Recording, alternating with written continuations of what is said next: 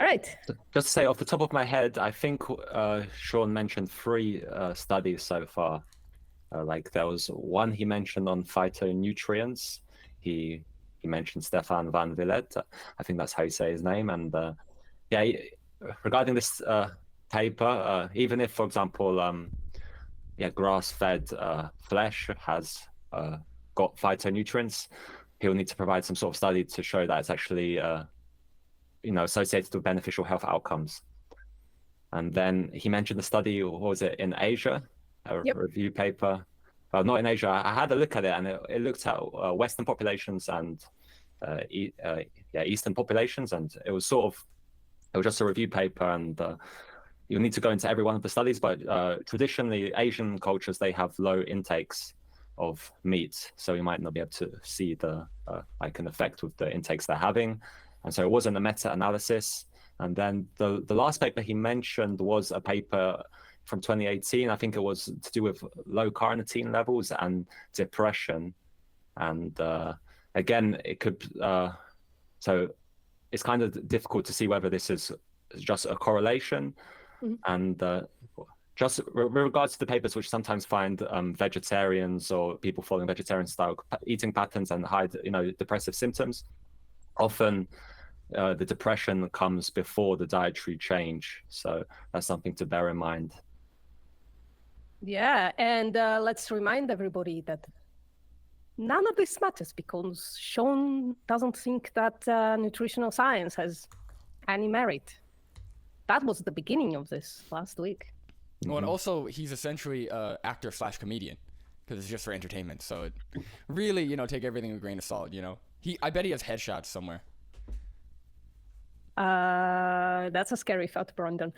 People in the chat, please let us know that you can hear Brandon and Patrick before we move on, and that our sound levels are okay. I don't want anybody to have their head blown off. And now, can you hear Sean? Obviously, a Coke and French fries or something like that. So, there's a nice study out of Asia. Was good. Yes. Hello, Bianca. Hi, everyone. So let's continue. So I think this bit we've already done. Yeah. Sorry. So Sorry? I think the study he's mentioning we've already went through.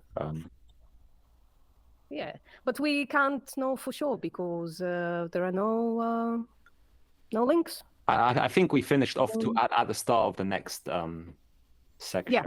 So, yeah. I timed it out. All right. Where they showed that, all the data out of Asian studies don't really show a relationship to any type of meat, whether it's processed or unprocessed, and increased risk of colorectal cancer. I've cited that study many, many times. And so that was out of Korea, by the way. So it's one of those things where, again, it depends. What do you mean by process? What's it processed with? And I think that's really the issue, quite honestly, and how we consume our meat in general. Okay, so when it comes to carnivore, I think another... I'll just say, with regards to how it's consumed, there was a paper looking at meat consumption in the Nurses' Health and Health Professional Study, so it grouped them together, and it found that it sort of looked at how meat is consumed, whether as sort of a sandwich or in lasagna, burgers, or separately as a main. And so overall, in the pooled analysis, consuming the meat separately had a slightly greater risk. So it was like 29%. It was 29% increased risk consuming the meat separately, but with sort of like a lasagna or as a meal, it was like 27% increased risk. So similar, sort of risks for the two. Well, that's always so funny because every time they're like, oh, it's the bread in the burger, or like they're like, oh, it's the pasta in the lasagna. But then when you look at meat being consumed like by itself, it has a greater risk. So that's hilarious. Yeah, I don't know why they think it would be the buns and not the actual beef patty. I don't know, but yeah, that's funny. Good call out, Patrick. So just to reiterate, carbs mitigate 2% risk when potentially, potentially, of course. All right. Before we get into the best tips to start and things that people do that might be ruining their carnivore results, I wanted to ask about research and evidence backing up a carnivore diet because that's what people say. There's no long-term research. There is no long-term research. So it depends on what you like. Long-term, there's one sort of survey out where they sort of went on social media and asked if he wants to. It came out of Harvard, but that's like the only sort of specifically carnivore related in humans sort of data I've seen published. Well, no, Patrick, you have the 8 that Steak and Butter gal made up. Oh, yeah. You've got those studies, that yeah, exist somewhere, either in her mind or in the cloud or something. Brandon, in the Lancet, in the bloody Lancet. In the Lancet, that we couldn't find. Yeah, for people listening, we did a reaction to Steak and Butter Gal, and it was very strange because there was just citations which didn't actually exist. Oh my God. Meta-analysis. Dude, what's so crazy about that is when I reposted that, I know that almost every carnivore, because the average viewing is like 4 minutes and that video was like an hour long. So I know that most people who comment, they don't watch it. But the whole point of the video was this person is either really, really bad at citing her sources, or they are making things up and are lying. And nobody seemed to care about, that's a big deal. You can't do that, right? You can't just make things up or lie or poorly cite. You do that, you actually, if you do that in college, you fail. You lose, you don't get credit for the paper. So I got hundreds of comments on that video. For these people to seemingly not care and just still be behind this diet really tells me all I need to know about the mindset and about, their, what they view as strong evidence, Well, one of the first things they're told is they lied to you. Yeah. That epidemiology is a bad way to do science, and most everyone's paid off. Exactly. So you are propped basically to not change your mind anymore, right? I'll just quickly also add that I did share, a few screenshots of Steak and Butter Gal making the claims on Twitter and also on Instagram. And one person did say, I found the study in the Lancet, and then he DM'd it to me, and it was a random study on, diabetes or something like this, completely unrelated. Yeah, it just baffles me. I don't understand. I don't get it. I don't know. I'm scratching my head every time. I don't get it. Did it even mention, I don't know, the carnivore diet, the No. keto diet, meat, anything? Damn. The Lancet is lagging. There's no evidence for it. Can you cite some evidence for people watching that might think, okay, I would like to try it. I'm doing it, but I'm not really sure for the long term if it's safe. What are your thoughts about that? Well, first of all, I would argue that there is no long-term research on any diet of sufficient rigor that would conclude one way or the other. I think that's just really hard research to do. We have some short-term studies that are either recently been published or are in the works right now. In fact, I am actually actively working with several research groups to get a number of studies done this year. And have they recently been published, or are they in the works? In the works. He said that have recently been published, but then he said they're in the works. So I don't know what that means. You can't have both. I think he's talking about something being published and that his studies are in the works. Okay, I think maybe, that's just really hard research to do. We have some short-term studies that are either recently been published or are in the works right now. In fact, I am actually actively... that doesn't seem clear to me. What is he? No. Yeah, you're right. I didn't catch that. Holy shit. That's very weird. You can't have. Are they published and can we go see them, or are they in the works? Right? You can't have both. That doesn't make any sense. Have you seen anything, Patrick? Not really, but yeah, I was just going to add an extra point about the long term. What does he mean by long term? Again, it's just so vague because there's long term cohorts of vegan cohorts, like adherence of more than 20 years, such as the Adventist Health Study 2, or you can also do genetic studies, Mendelian randomization, looking sort of, cholesterol levels across the lifespan. So I think there's good evidence to point towards what sort of eating patterns in the long term will be beneficial for health. But also, there's not even any short-term studies on carnivore diet. There's nothing on the carnivore diet, zero, other than that social media survey. So that's the thing. That social media survey, Brendan. I know, right? That everybody cites. But other than that, there's nothing. So I don't know. At least, let's just say there were only short-term studies on plant-based diets or on vegan meat or whatever, right? We at least have something. There's something to go off of. Some kind of study, some kind of evidence, something that's beyond just anecdotes. So to go towards a diet that has nothing and to say, well, we don't really know either way is incredibly dishonest, I think, and definitely misleading. there might be some lower, in animals studies, which I've not seen, but yeah, in humans, there's very little. And so it's about sort of looking at the best evidence we have and adjusting or, making substitutions. So there's the studies, randomized controlled trials, which do switching red meat for mycoprotein, for example, and seeing how that affects cardiometabolic risk factors. Yeah, he basically has a captive audience, right? If he wants to do a month-long, randomized control, whatever, he can do that. People will fall over themselves to be in that trial, right? People who like him. Even if it would be like a self-selected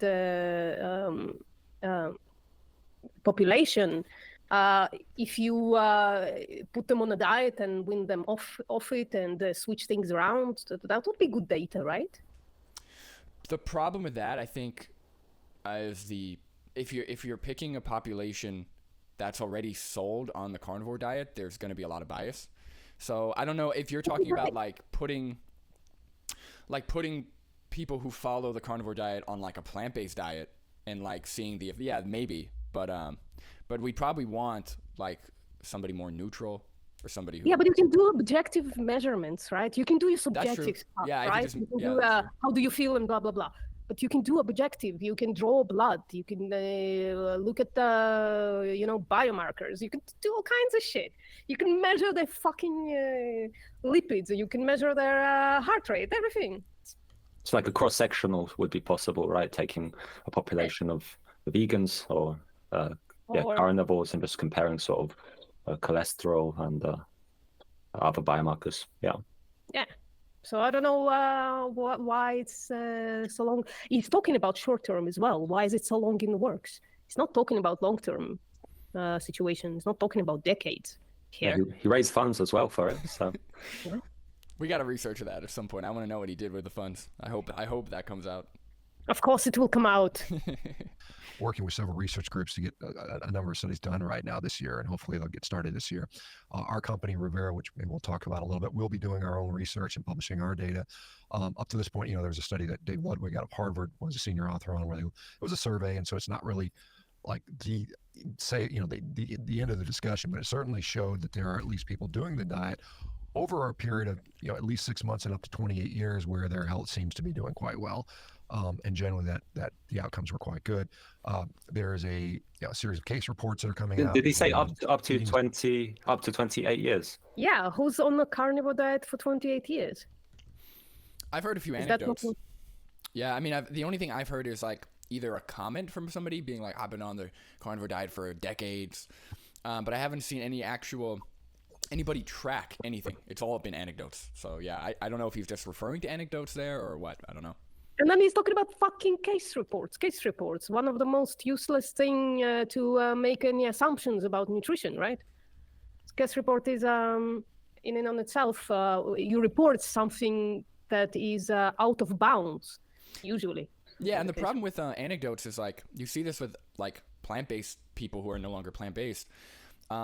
A lot of times they were eating animal products way before they actually came out and told people because they were experimenting or they were trying different things. So who knows, with the amount of people who claim to be on the carnivore diet, who knows how many people are eating bananas, behind the scenes, or eating, cake, or eating these different foods, or fruit, who knows how long Paul Saladino was experimenting with plants before he actually came out and told everybody. So it's hard to really verify somebody's diet when you're only going off of what they're willing to tell, right? Because people hide things. They don't want to be ostracized. They don't want to, people do lie or do white lies to protect themselves.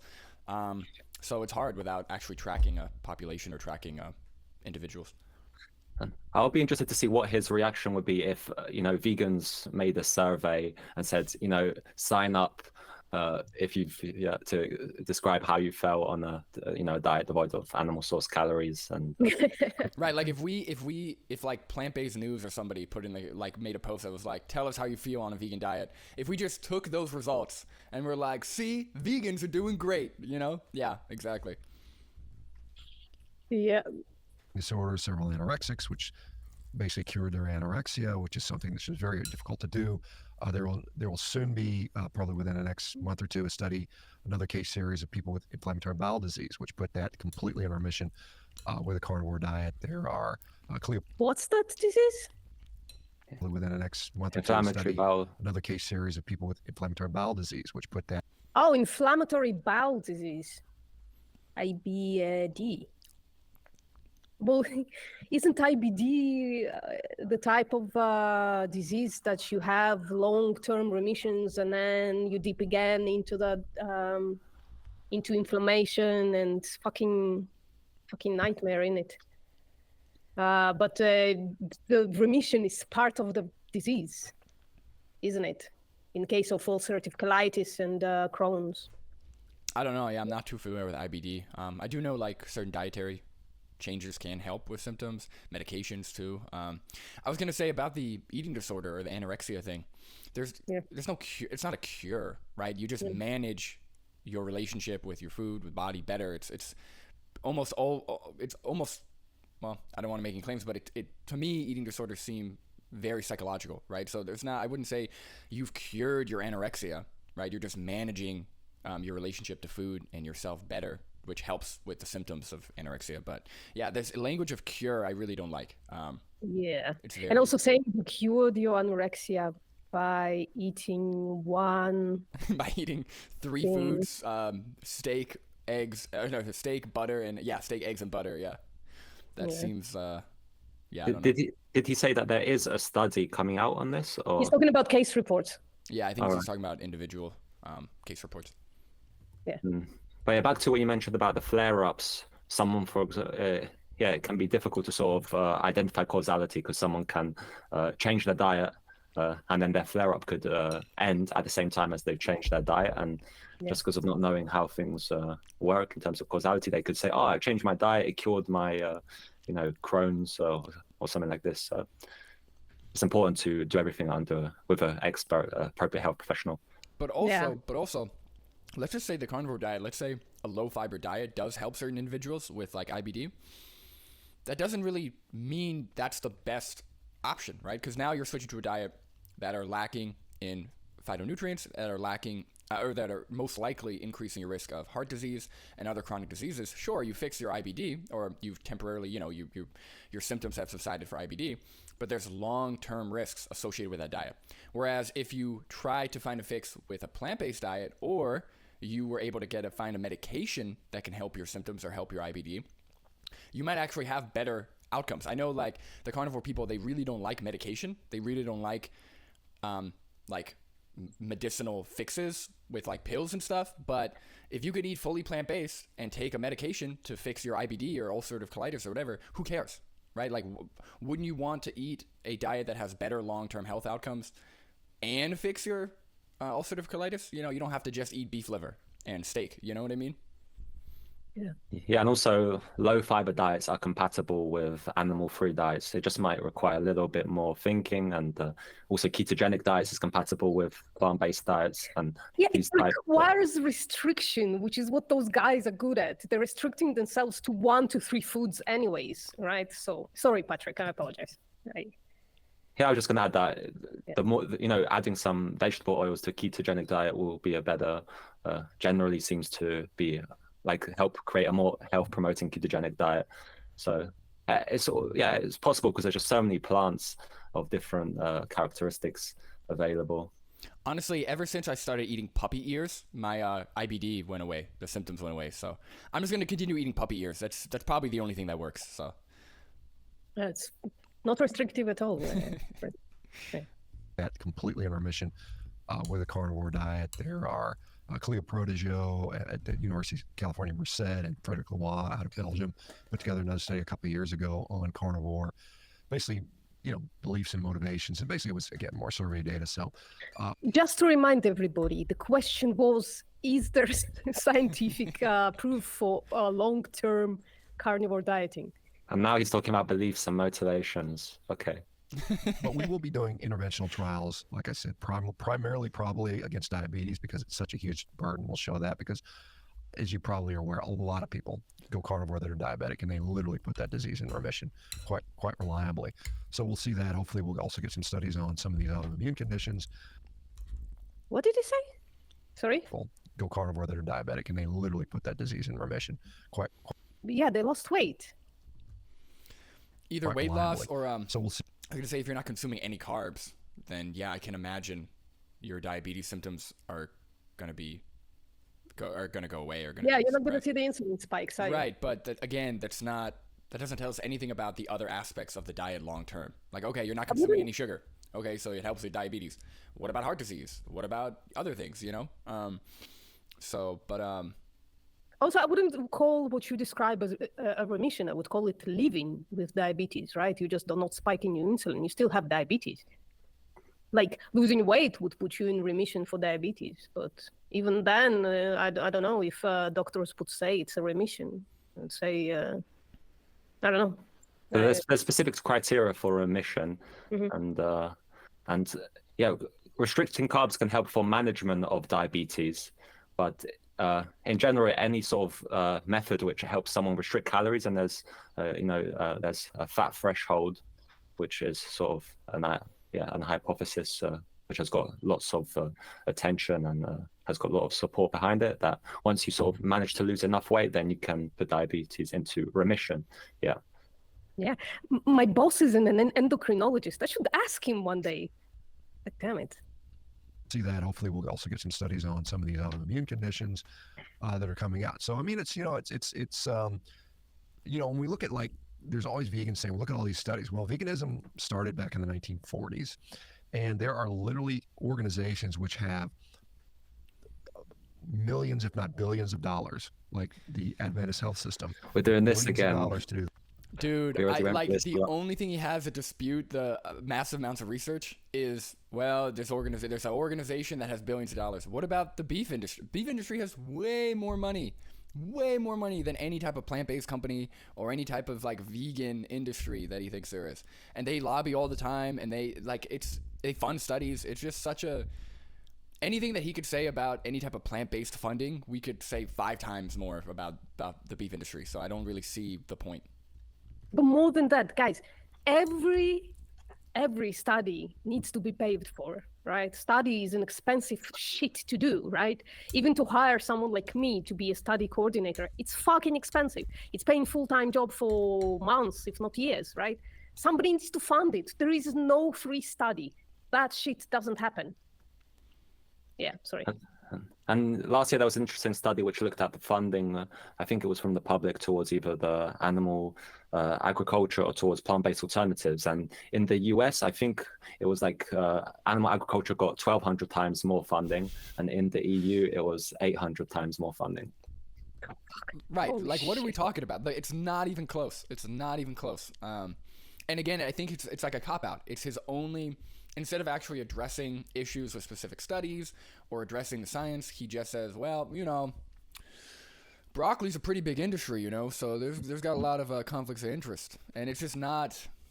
People who are convinced by that, again, I think have like the conspiratorial mindset, because it's not very convincing. Yeah.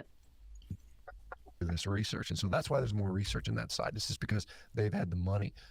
On the carnivore side, we have very little money. We're just a new sort of thing, and as the So there is no long-term evidence. Just say that. There's no long-term evidence. You said it already once. Also, no money, so he's saying, when he, Yeah. what was it, 100 grand he got? Something like this.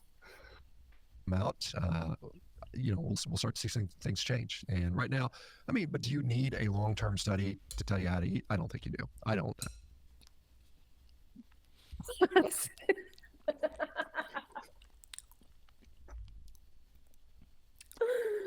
Oh Is gosh. he another Just trust- intuitive eater? Like, Yeah. oh, just eat intuitively, man. If you're feeling like Oreos for a week straight, that's cool, man. Just intuitively eat.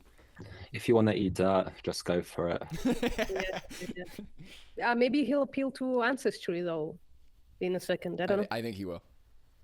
I mean, and if I'm going to wait till someone does a 50-year randomized control trial with twins locked in a metabolic ward to ultimately tell me what the right thing to eat is, Patrick or Brandon, somebody say something. What can we say? Okay. We didn't need that for cigarettes, right? I bet he doesn't smoke. Even though there wasn't a 50-year metabolic war trial with twins proving that smoking, you know, like their standard of evidence changes based on the topic. You know, if it's smoking, okay, yeah, we can see smoking's bad for you, I won't smoke. If it's eating plant-based, no, man, there aren't twins locked up in a ward for 50 years. It's not good enough. Like, it's very inconsistent. Yeah. I'm gonna wait forever. It's not gonna happen. So I don't know that.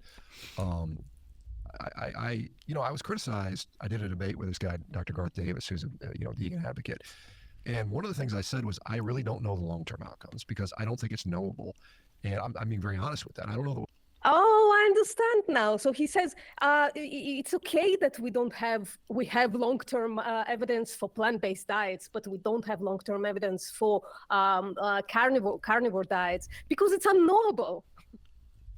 So just again, he throws away the entire nutrition science, right, out into the garbage. We'll ever be able to definitively say this is the best way to eat on any diet. And so, as I said that, well, just eat shit, and if you feel okay eating shit, just continue eating shit, right? Yeah, I think he's doing like a nirvana fallacy. I think he's saying, well, because we can't know the perfect diet for sure, I'm gonna eat what I think is best for me, and I'm going to advocate for that, which doesn't make any sense because we should still go after the strongest forms of evidence we have at the time, right? Like, yes, we may not know as much as we will in 50 years, but we do know as much as we know now, so we should follow that. It's really weird. Yeah, DJ Cat in the chat says, carnivore diet, see what happens. That's a good commercial.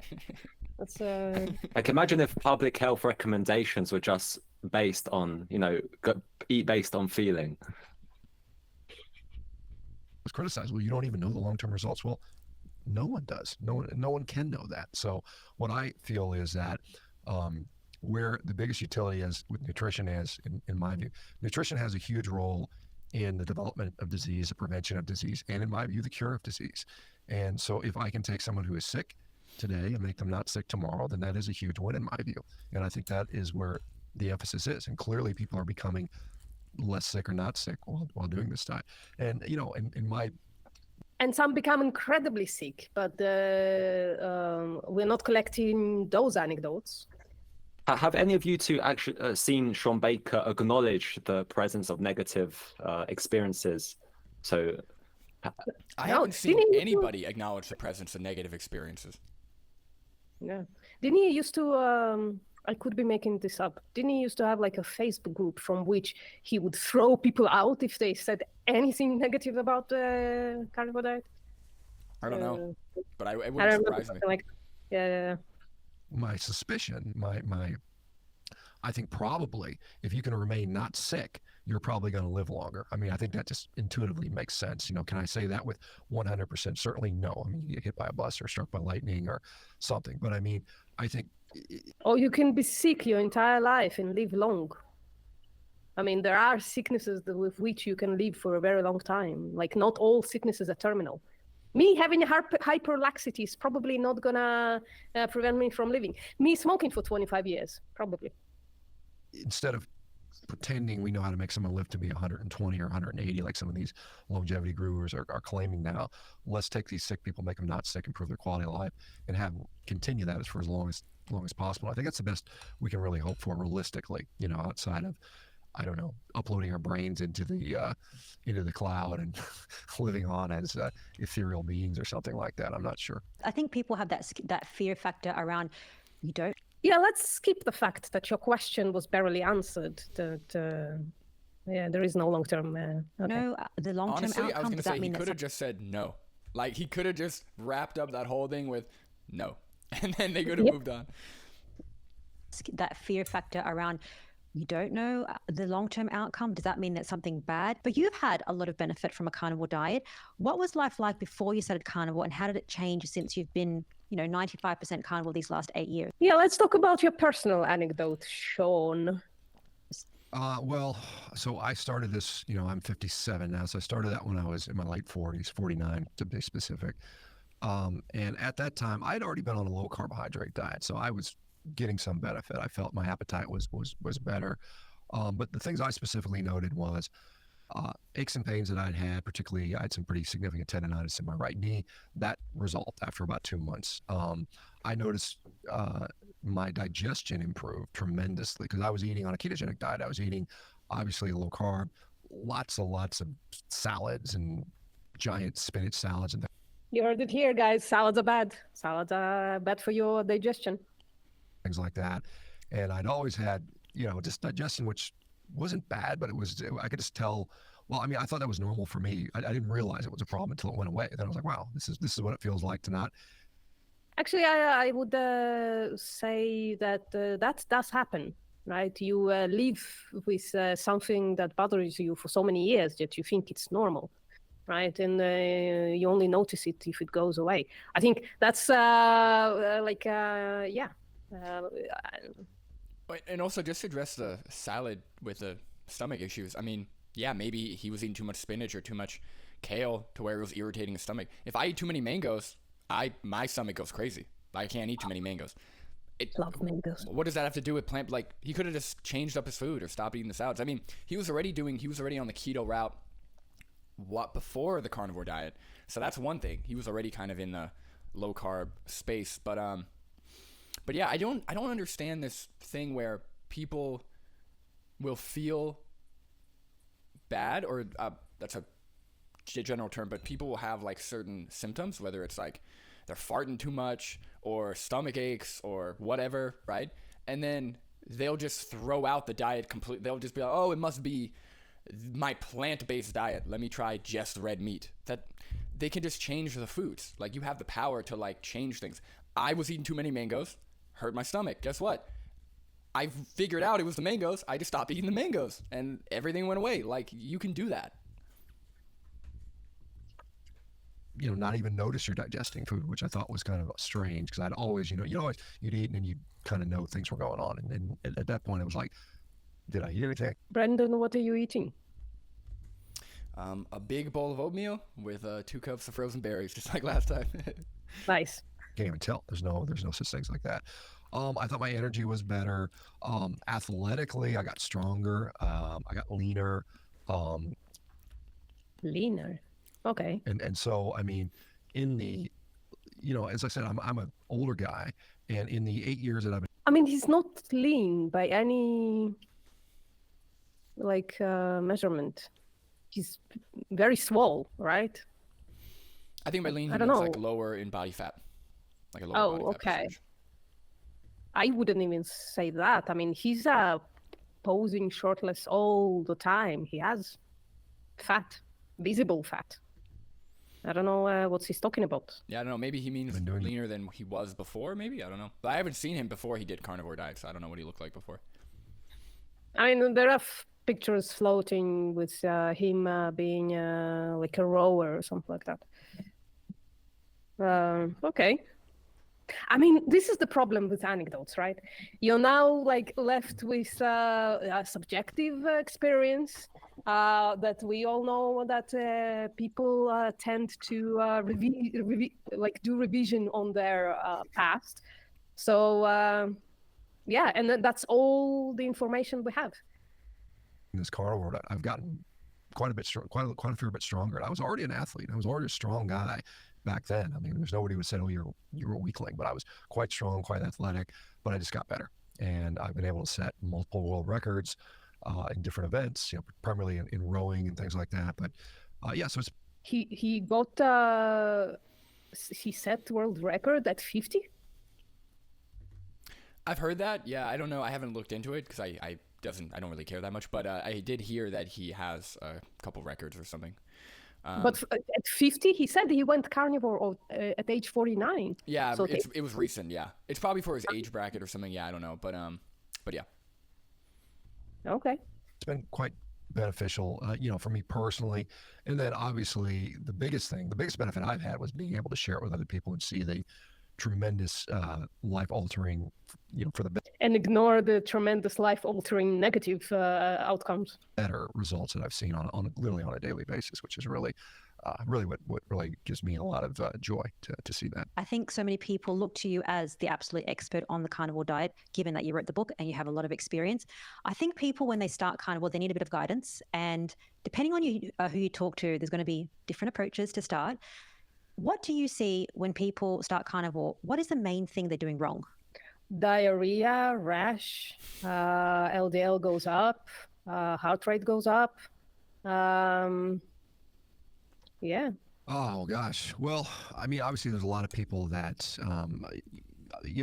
so I talk to a lot of people about the diet, and I think the number one thing, a lot of people started for a reason. Hey, I'm depressed, I'm overweight, I've got an autoimmune disease, and that's fine. It can work for that. But I think until you address, I mean, you probably didn't get that way by eating a carnivore diet. Clearly, most people have been eating this, and most people struggle with eating the wrong foods, and it's hard to stop. And like I mentioned, the food companies are literally designing foods that are addictive for us. And so I think that the biggest thing that I tell people is, let's work on overcoming that. And so in the beginning, it's not about restricting calories or eating less or worrying about weight loss. Change your relationship with the food, so Okay. that you eat enough. I tell people eat enough Sorry, I'm trying to pause once in a while because I'm not sure how YouTube works. So you don't want the cupcakes or the pizzas or things like that. So you just do that. And so a lot of people, they go, they're used to, I'm on a diet, I'm going to lose weight, I'm going to restrict things. And then, that's where you get into trouble in many cases because, your energy's low. Maybe maybe your hair starts to fall out for some people. You just don't feel very good. And then you're always starving because you're like, I can't do this. There's too much stuff around me. So I think that's probably the number. I agree with this portion where he's saying that, heavy calorie restriction, short-term like fad dieting where the goal is to restrict calories and lose weight usually isn't sustainable for most people. Like most people who do that will end up putting weight back on because they're not changing their relationship with food. And so I can agree with that based on what I've seen and heard, but I don't know what that has to do with a carnivore diet. Like I get that a keto diet or a carnivore diet might be more sustainable for certain individuals because, people like bacon, people like red meat, people like eggs. So it might be more sustainable in terms of keeping your calorie low and you're restricting a lot. You're eliminating a lot of foods. You're essentially eliminating all, heavily processed food that leads to poor health outcomes, processed meats. Well, actually, no, not with the bacon, but yeah. So my point is, I can understand what he's saying here, but I don't know why the conclusion would be carnivore diet, right? Like, yes, that's a problem. Like people need to focus more on their relationship with food, looking at the research, eating, plant-based stuff like that. But in a way, a lot of people use the carnivore diet as just another fad diet, as just another way to restrict calories and lose weight.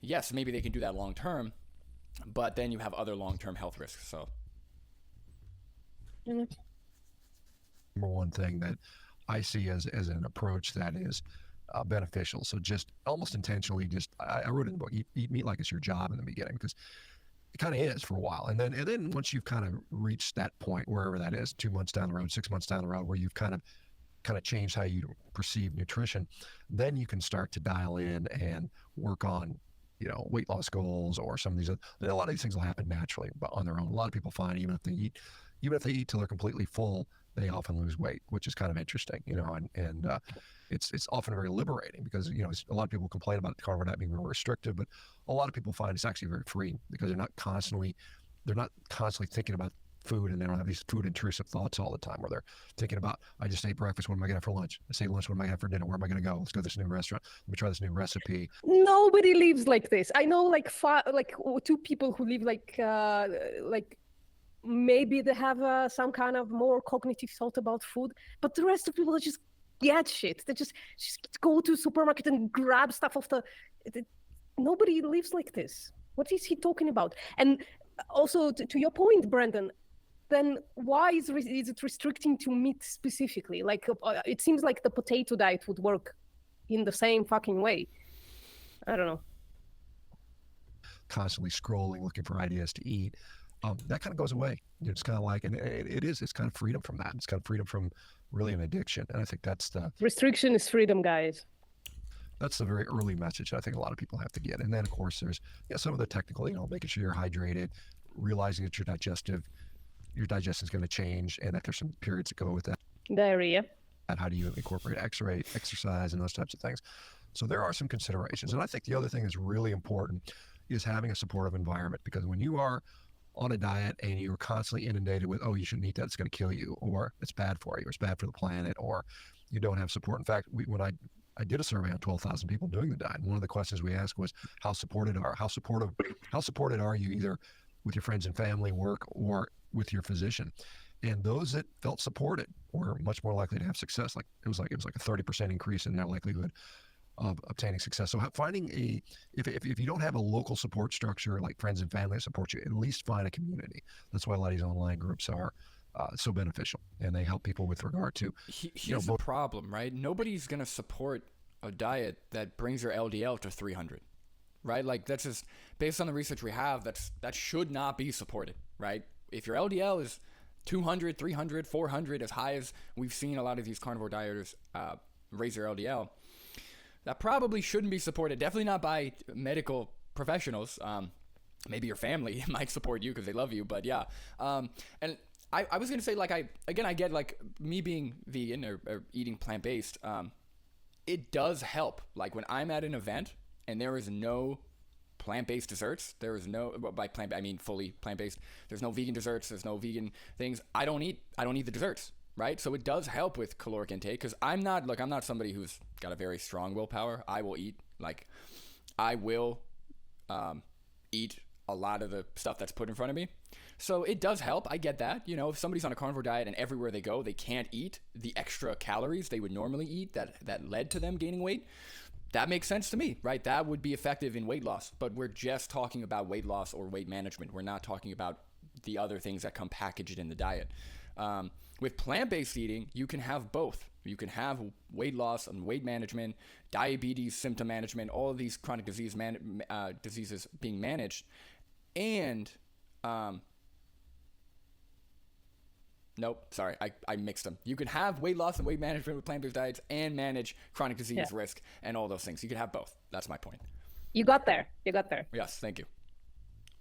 Motivation, accountability, questions, just having a friend. Oh, I wanted to say, I don't remember, it's either Carnivore Clownery or Carnivore Cringe, shared a post of somebody whose total cholesterol was 1,087 or something like that, and their LDL was like 800. It was insane.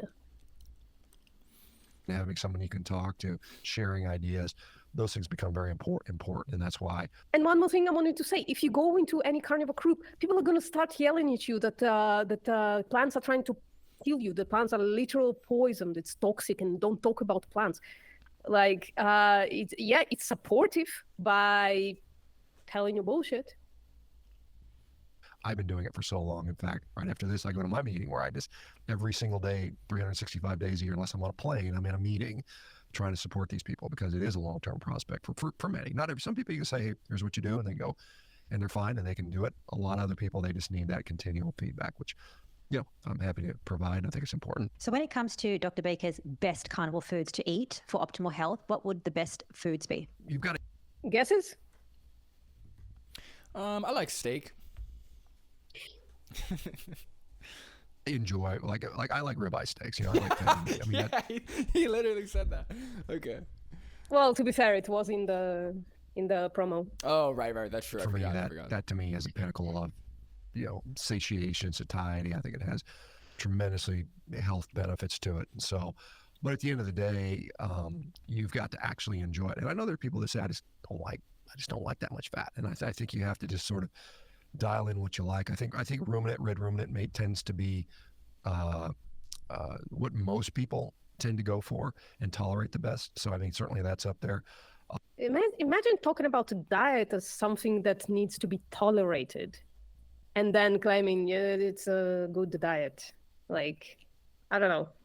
just seems weird to say that word about a diet that you're promoting, right? Well, yeah, most people seem to tolerate it the best. Patrick, how are you feeling? You got a mix of emotions over there? I don't know, I'm just waiting for some, some studies to look at or something like Something of this. substance? You're just waiting for Yeah. anything of like, yeah.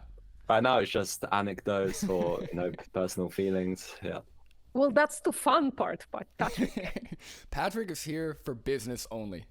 He is here to get down to business. I think beyond that, then you start getting into, other cuts of meat. Whether it's I think beef and lamb are equally outstanding. By the way, Yeah, it's literal baby animal. You mother. What about dogs as well? Or Yeah.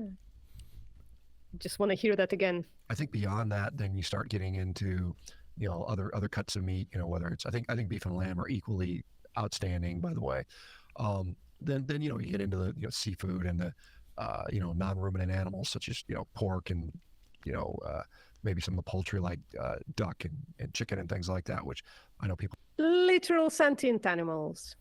will invariably prefer. Dairy products tend to be sort of a gray area for many people. Oh, for Well, I many think some people. I thought he was going to say something of substance. No, but it's for many people. Can do well with them. Some people depends on the type of dairy, obviously, whether it's He's a promoter of raw dairy, is he? I don't think so. Does anybody know? Not that I'm aware of. I don't think Sean Baker does raw dairy. Then what on earth could he mean by that? Oh, probably like the amount of fat, like full fat and shit. Maybe, yeah. how much the proteins are in there. Some like ghee, for instance, is probably the most well tolerated dairy product that I can think of, just because it's Ghee. Oh, is it a refined butter kind of situation? It's processed, Sean. You're against processed food. clarified butter with all the milk solids out of it. And so, I think those things tend to be favored by most people.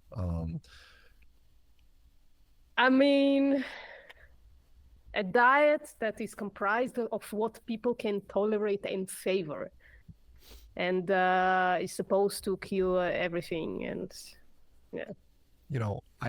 I'm not someone that, again, we can talk about, as you mentioned at the beginning, I had added fruit to my diet for a period of time. That was literally for a week, and it was just to test a cholesterol shift and see if it was going to change my cholesterol or not. Does anybody know if he did? I don't think it did. But he, if I remember correctly, he was eating. He was very eating low like amount 50 of grams or apples. something, right? Yeah, like 100 grams of apples or something like this. Yeah, 100 It's grams less of than a apples for a fucking week. apple. Yeah, I don't know what you'd expect to see. And I think he kind of, I don't know if he did. I don't know. Here's the thing with Sean Baker. I don't know if he's too smart or if he's not smart enough. It's very hard, right? Because I don't know if he specifically chose that small amount of fruit to mislead people, or if he truly thought that, like, oh yeah, if I just eat 100, it's hard to know if he's like strategic or if he's just clueless. I'm hoping he's just clueless, because if this is strategic, it's gonna make me very upset. But I don't know. His social media is pretty strategic, I must say. that's I've a been good point. saying that I don't think he's stupid. I think he's very deliberate. I've been saying that for a while. I hope Yeah, you're we- wrong. All charlatans are pretty clever, yeah, Yeah. in terms of how to manipulate or persuade an audience. Yeah. And it's not for me. I don't do well with that. And so Even like the fact that he wouldn't commit and say fruit are bad or something like that. He just allows his constituents to do that, right? He wouldn't commit. He would say, well, it's not for me. I think that shows that he's clever enough to not commit to anything and therefore not be liable for anything, I think. I tend to eat what I enjoy and what makes me feel the best. And so Eat who that's I how enjoy. Sort of Yep. live my life and sort of participate in my nutrition. It's like I gotta like it, and it's gotta sit well with me. So what happened to you after a week of eating? I think it was apples that you ate every day. Yeah. So the reason I did that was, there's a guy named Nick Norwitz who's he's got a PhD from Oxford University in the UK, and now he's doing finishing his medical training up at Harvard. And he is a big proponent of it. He's a lean mass hyperresponder. This concept of being very lean on a low carb diet and having very high levels of particularly total and LDL cholesterol. And he has shown, and it's been shown many times now, that in that situation, God, he waffles. Oh my God, man, get to the point. adding carbohydrates back in to refill your glycogen stores leads to less trafficking of fat from the liver into the blood, so your cholesterol will go down. He demonstrated that very, very nicely.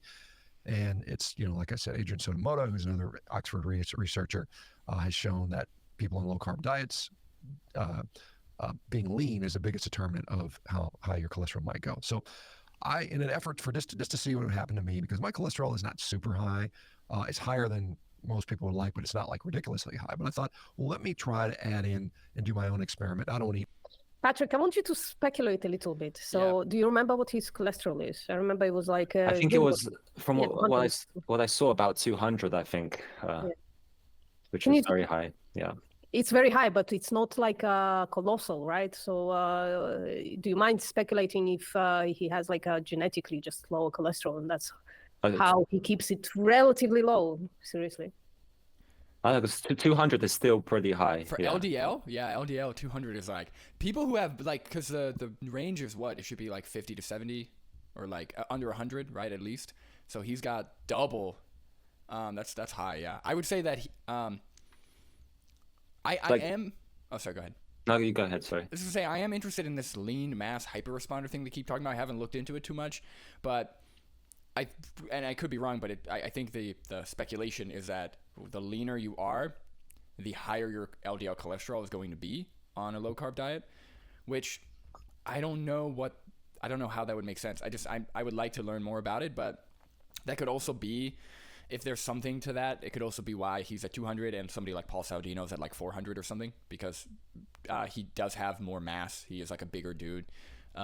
So maybe, I don't know if there's something to do with like mass or like weight and cholesterol as well. So I don't know if it has to be lean mass. It could just be that the more mass you have, the higher your threshold is for like cholesterol or something. I don't know. I'm just speculating, but yeah, I don't know. I would like to learn more about it. Genetics, though. I think it's just genetics.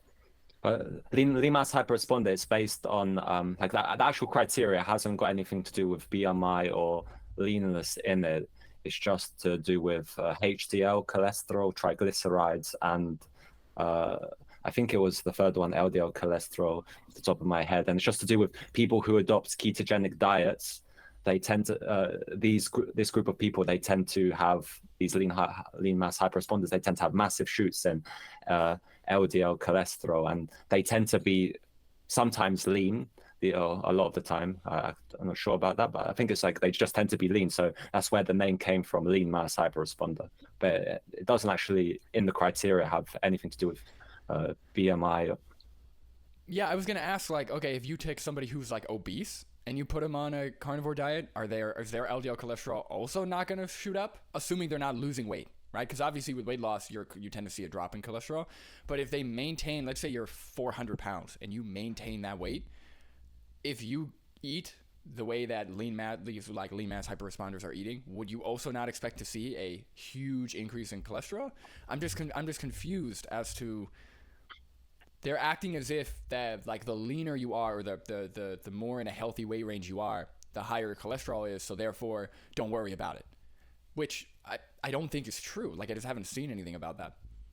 So right now they're doing a study, or there's a group looking into this, and yeah, we would think, because there's people caught with something called familial hypercholesterolemia, where people have elevated cholesterol from a young age genetically, and this is associated with increased risk for heart disease. So there's even people with this who can get heart disease or heart attacks like during teenage years or childhood. So oh, that's crazy. I can't even imagine, man. That's rough. I actually know somebody who had didn't even realize he was having a heart attack. Thought he was having a panic attack. But apparently, at age 19 was his first heart attack. Wow. And at age 28, something like that, his second. And did he have familial hypercholesterolemia, or? I'm not sure. I'm not that well versed in his medical situation. But yeah, just to be clear, back to what you're saying about you mentioned someone who has obesity. For them, that would be difficult to be a lean mass hyperresponder, because in the criteria you have to have very low triglycerides. So it could be possible because there's like 3 criteria to be a lean mass hyperresponder. But it's I don't find it too interesting, because generally the whole science points towards high cholesterol, because the number of atherogenic lipoproteins you have in the blood, the greater the risk of a heart, atherosclerosis building up. Right. It doesn't really matter how lean you are. Yeah. Yeah, I can't So see that. it's not like there's a special case where you have elevated cholesterol. If you're this level of jacked and lean, you cannot get heart attacks. Like, yeah, that's funny. And Tone says that a lean mass hyperresponder is someone who has LDL cholesterol above 200, triglycerides below 70, and HDL above 80. Yeah, so this is like the criteria when someone adopts a ketogenic diet. If they satisfy these 3 criteria, then they are classified as a lean mass hyperresponder, and they tend to be lean because it's clear. But what is the criteria? Like, what's the purpose of the criteria? Just like for fun? Like, I don't like. Does it lead to a certain health outcome? Like what is the purpose of the criteria? So this is like the phenotype, and they're just sort of they just find this like a really interesting phenotype to investigate. Okay. So they're like, yeah, trying to now do a study to see, but yeah, the study is very short term, and heart disease takes a lifetime to progress. Yeah. So yeah, it's quite controversial, this group on Twitter.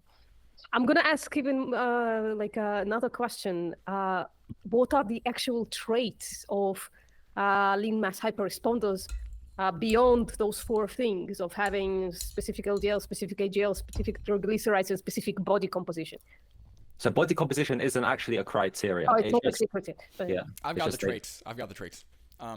No shirt, no shoes, doesn't wear deodorant, doesn't brush your teeth, and talks inside of grocery stores in front of cameras. I wanted to say screams inside of supermarkets. Yes, those are the criteria of lean mass hyperresponders, besides what we've listed.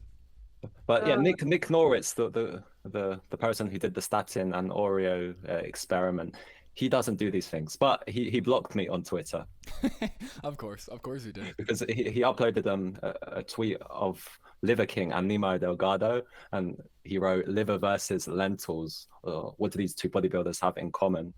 And then I commented saying that Nemo will probably not be focusing on, lentils as a main protein source.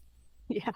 Because you would agree with this, right? If you're a vegan bodybuilder, much better protein sources, I think, such as tempeh, protein powder.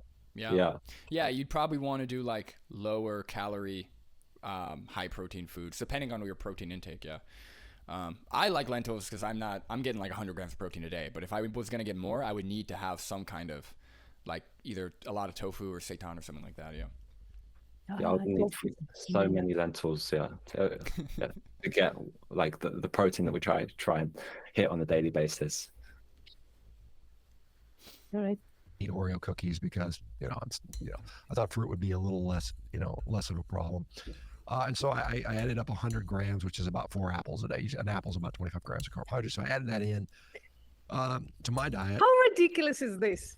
Jesus Christ! Just adding 100 grams of anything that isn't a powder that Sean hates. Like, what effect would that be? Like adding 100 grams of watermelon would be like. I'm a little bit confused because he said 100 grams because he said an apple is 25 grams of carbohydrates. Is he saying he added 100 grams of carbs or 100 grams of apple by weight?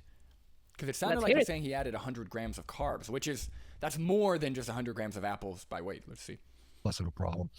And so I added up 100 grams, which is about 4 apples a day. An apple's about 25 grams of carbohydrates. Oh, so he says 4 apples a day. Yeah. Okay, so that's more than I thought originally he added 100 grams of, like, by weight, which usually when you say I added 100 grams of apples, you mean by weight, so that's also kind of misleading. But maybe he means carbs? I don't know. Yeah. That's a lot of apples. I feel like 100 grams... 4 apples, that's a lot. That's kind of like a lot of apples to eat too. Something's weird, dude. Like, I'm telling you, something is not right with this story. Yeah, I could pack 1 apple a day, like maybe 2 apples a day is like my limit. I need variety. But he's used to mono dieting, so, So I added that in to my diet, and I hadn't had, that's probably those 7 days or six or 7 or 8 days. I can't remember. I think it was about 8 days I did it. Were probably more fruit than I've had in 8 years. I mean, that's like the total amount.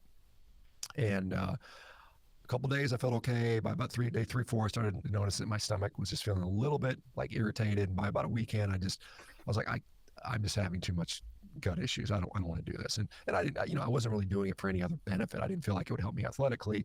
I didn't feel a need to do it. It was just an experiment to see what happened with the cholesterol.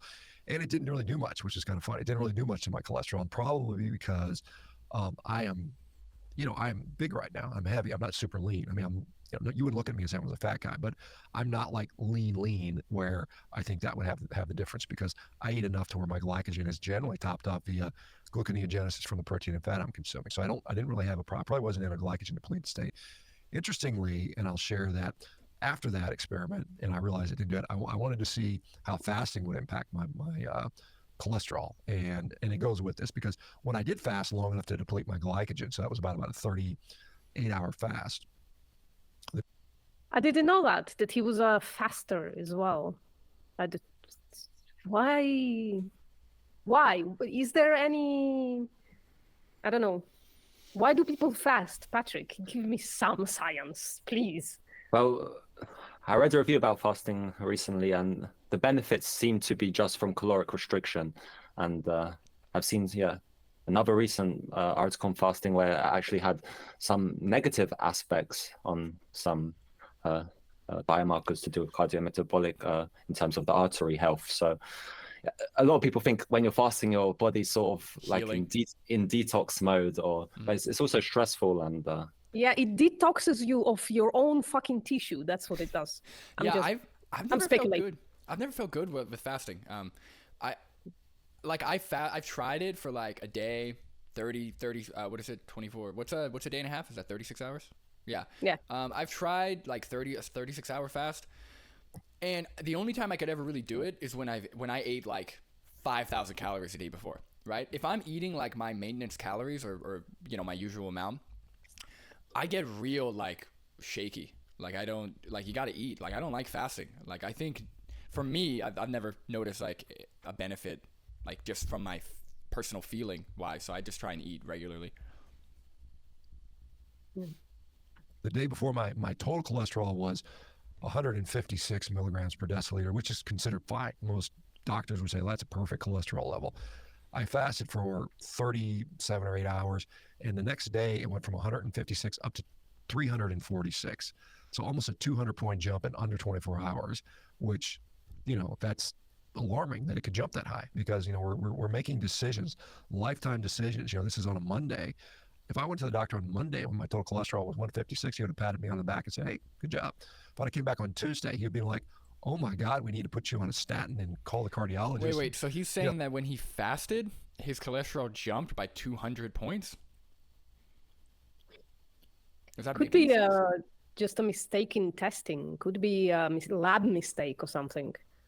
Because doesn't fasting, aren't you supposed to get, for most people, aren't you supposed to get your blood taken while you're fasting?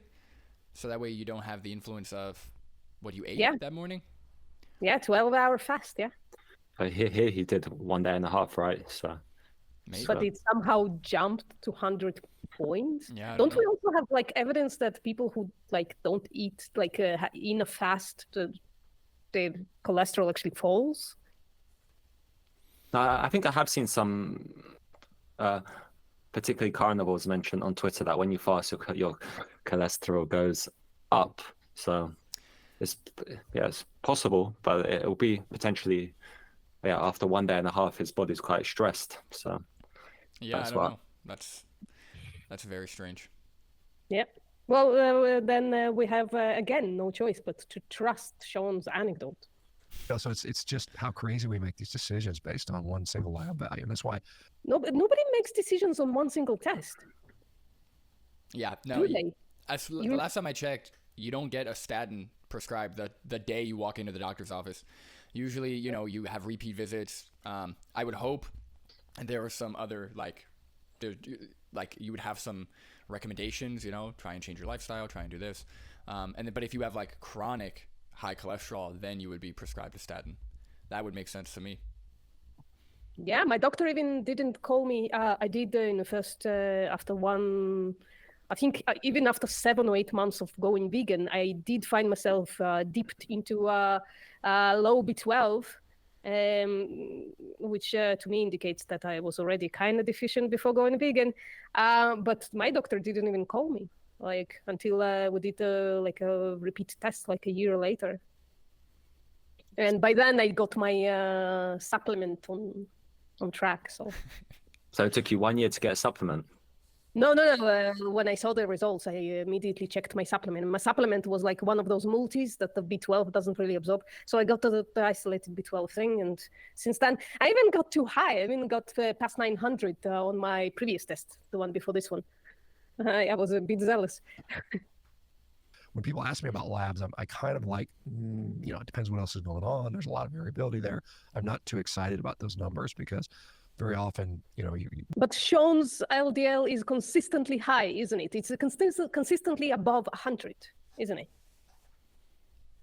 So I would guess. I don't know why he's talking about one singular instance of LDL spiking. His LDL is so high that even on his lower tests, he should take a fucking statin, right? So I'm really not sure. Is he talking about that you could have a perfect LDL one day and 200 points higher the next day, and then he's prescribed the statin? No, Sean, your LDL is consistently high.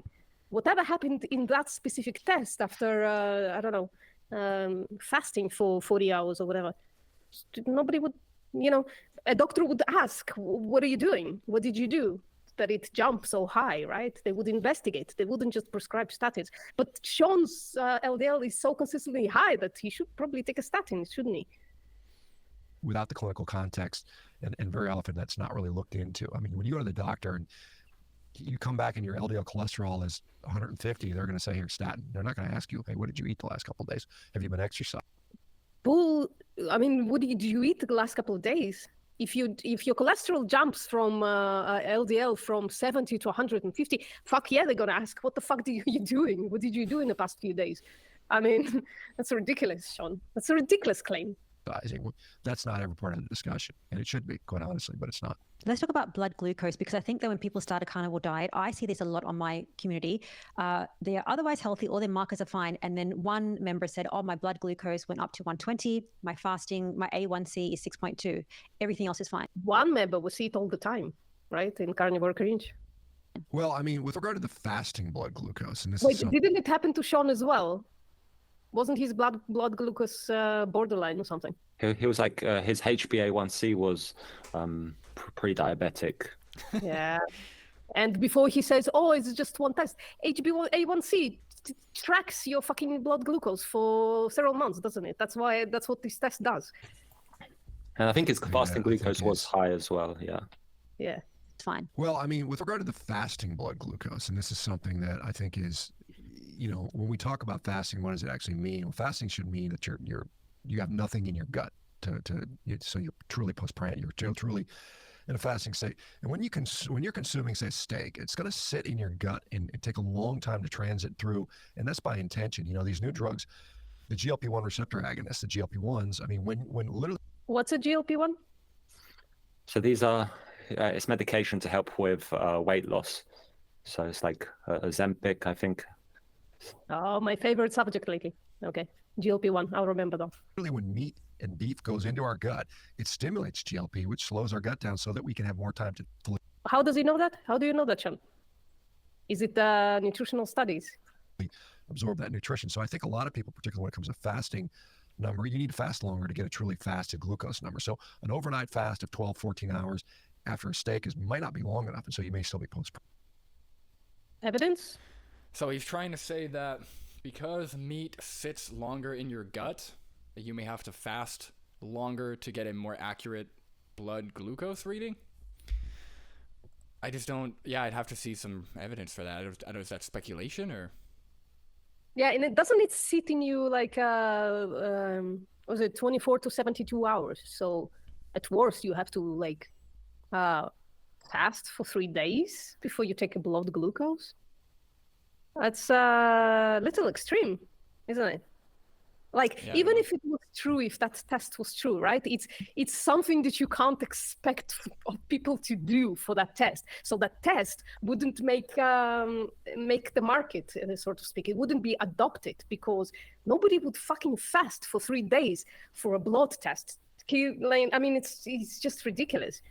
They would look for a different test. Also, I want to know how often Sean Baker goes to the bathroom.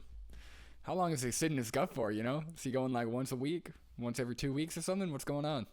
I mean, if you just Google how long meat sits in your gut, it's going to be like 24 to 72 hours. So the variation is quite big, I guess. I want a personal response from Sean Baker telling me how often he uses the bathroom.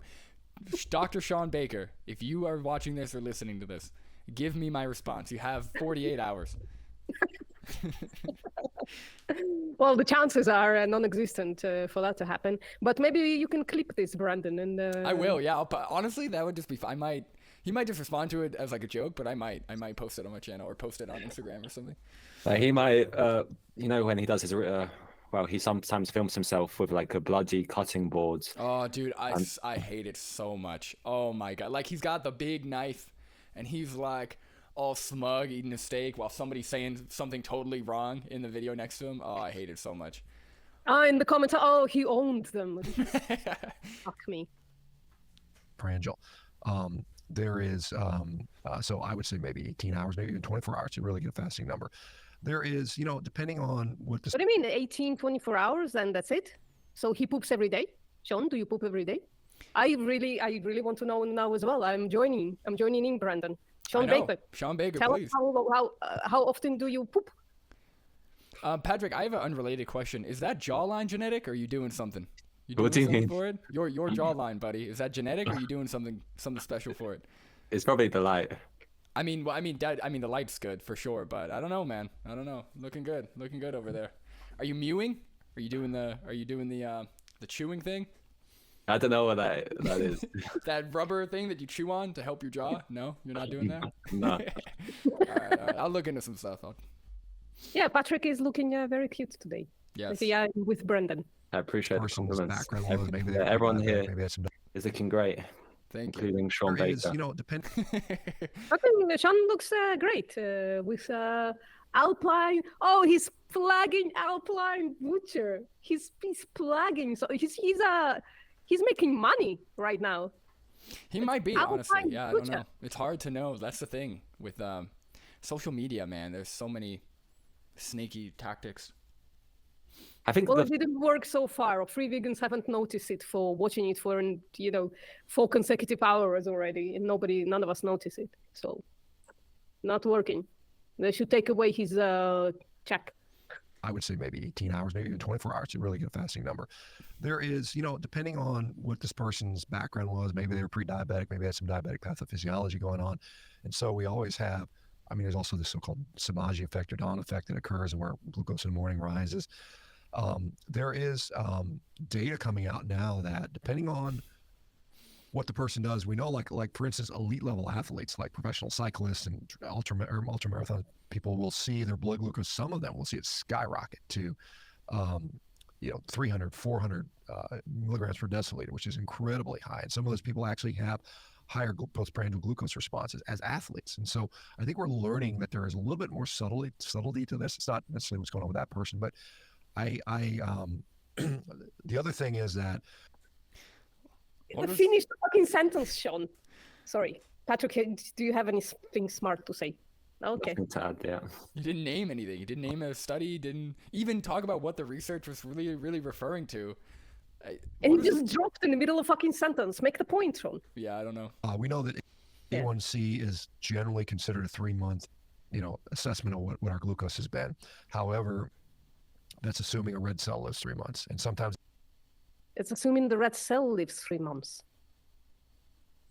Is that does that have any kind of validity, scientific validity? This question, I have no idea. These red blood cells live longer, and then so if they're living for longer, they're going to have more glycosylation occurring.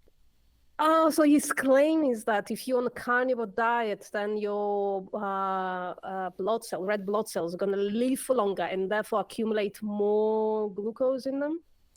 I think his avenue is trying to discredit all of the standards we have in place currently, right? I think he's saying, well, this test would be good if, or like we don't know because maybe the red blood cells, or maybe the meat is in your gut longer, or maybe like his whole avenue in this video, his whole like the angle he's working is trying to discredit all of the standards we have in place without telling us what is actually wrong with them with evidence. Or without proposing anything new with evidence. He's just discrediting based on speculation, based on his personal feelings. And it's just such a, he's like the quack of the quacks. Like it's really bad. Like it's really not good. I don't know. Also, like imagine how bad it could be if based on this speculation, right? If somebody picked this up, right? And somebody who comes in does the HbA1c test, right? It comes up as high enough to be diabetic, and they don't do anything about it, right? Diabetes is pretty innocuous in our culture, like, you know, in the world right now, right? So, like, people don't know just how bad it can get on diabetes, right? People get amputations. It's one of the scariest shit ever, right? My boss had diabetes sores research going on, and I was like, I don't want to do anything with that, because diabetic sores is one of the grossest shit that can happen to your body. It's absolutely fucking disgusting, and the debridement that you have to go through, the treatment of it is terrible. So, like, imagine if somebody becomes diabetic and then the doctor says, don't worry about it, or go home, fast for 3 days and come back to do the test, or something like that. Yeah, so dangerous.